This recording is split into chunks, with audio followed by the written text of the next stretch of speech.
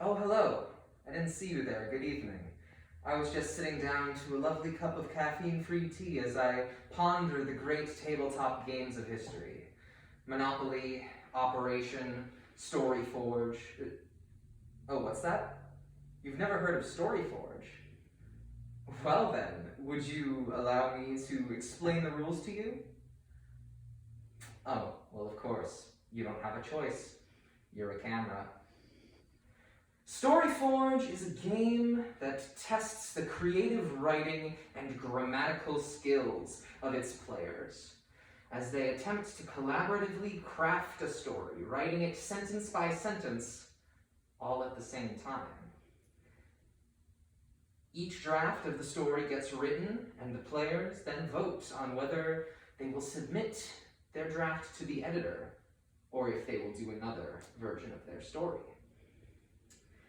The editor has the job of finding any mistakes in the drafts of the story, and if there are none, the players win. However, if the editor finds mistakes in their drafts of the story 3 times, the game is over, and the players lose. But we will get more on that later. First, to begin the game, everyone who is playing needs a pencil and a piece of paper. And if you are feeling spicy, you can also grab a 6-sided die.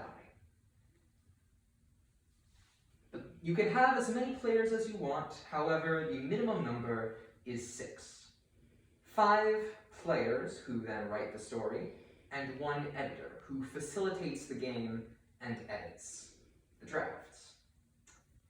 To begin playing Storyforge, all players must have a piece of paper and a pencil, and the editor, along with the rest of the players, must decide 3 things: the protagonist, the setting, and the goal. These can be determined randomly by rolling a 6-sided die on a certain table, or you can come up with your own to put into your story. But once those 3 things are decided, the game begins.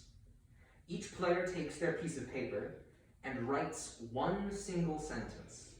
It can be about anything, anyone, preferably the protagonist, but anyone. Then they count the number of words in the sentence and write that number at the top of the piece of paper.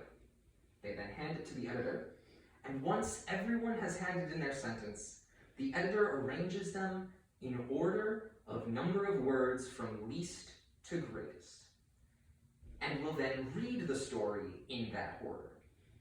Now this first draft,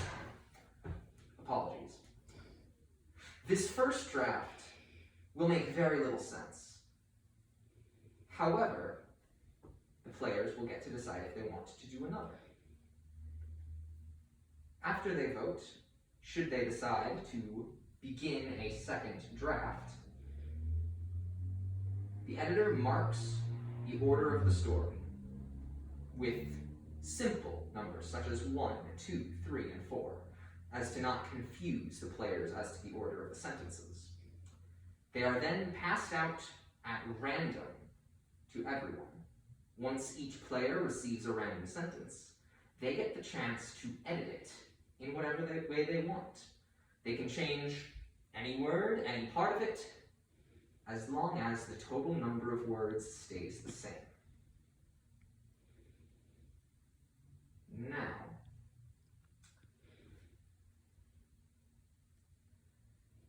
if the players decide that their story is in perfect form, they may submit to the editor. The editor will collect all the pieces of the story and go through it looking for 3 things. How many of the required details are missing? The setting, the goal, and the protagonist. How many inconsistencies or incoherent parts are there? And how many grammatical errors are there? The editor will then tell the players each of those numbers, and if any of them are not 0, then the players must start another draft to try and fix their mistakes. If all 3 are 0, the players win the game. Now, you may be thinking to yourself, well, if I'm writing a sentence and then I'm handing it to someone and then they are keeping it as everyone else is writing sentences, what am I supposed to do in the meantime? Well, I'm glad you asked.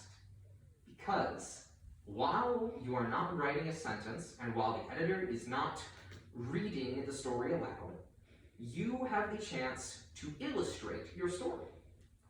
Using whatever piece of paper you want, you can draw any part of the story. And for every 3 illustrations that the entire group makes, you can ask the editor to fix 1 mistake in your story automatically, thus making it easier for the players to win.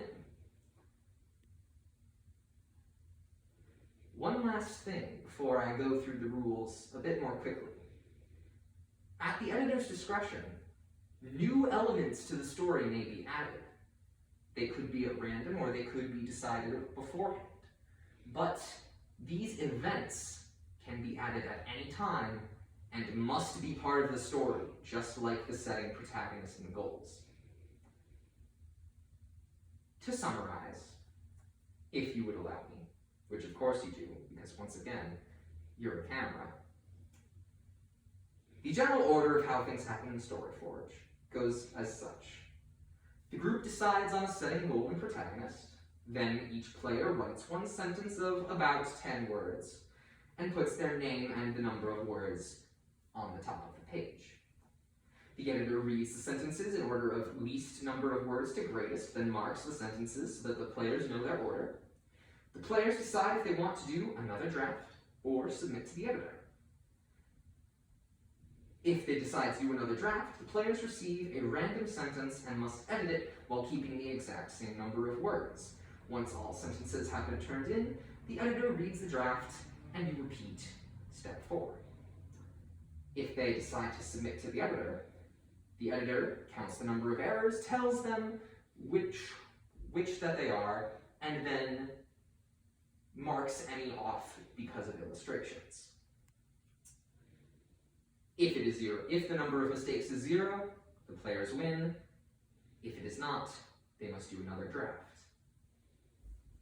Does that all make sense? Good. I'm glad that it does. In the PDF file of the Storyforge game, you will find a few randomized tables of various settings, protagonists, goals, events, and even a list of ways to change the difficulty of the game. This game is very flexible, very customizable, and its creator was extremely intelligent to put in these options. Now, I'm going to continue to enjoy my caffeine-free tea, and I hope that you enjoy playing Storyforge.